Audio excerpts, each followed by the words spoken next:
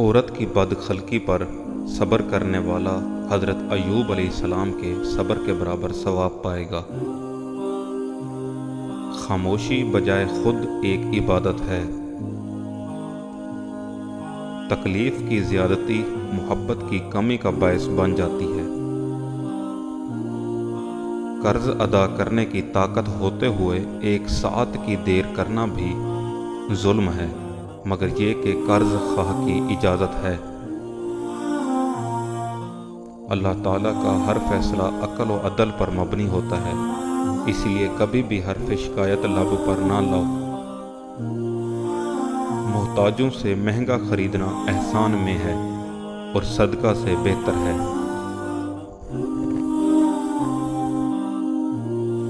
غریب مہمان آ جائے تو قرض لے کر بھی تکلف کرو۔ کھانے میں عیب نہ نکالو، ناپسند ہو تو مت کھاؤ۔ 3 چیزیں انسان کو تباہ کر دیتی ہیں: حرص، حسد اور غرور۔ بدخلقی سے دشمنی پیدا ہوتی ہے اور دشمنی سے جفاکاری۔ فقیر کو صدقہ دے کر احسان نہ جتلا، بلکہ اس کے قبول کرنے کا خود احسان مند ہو۔ اپنے آپ کو سب سے بہتر سمجھ لینا حماقت ہے۔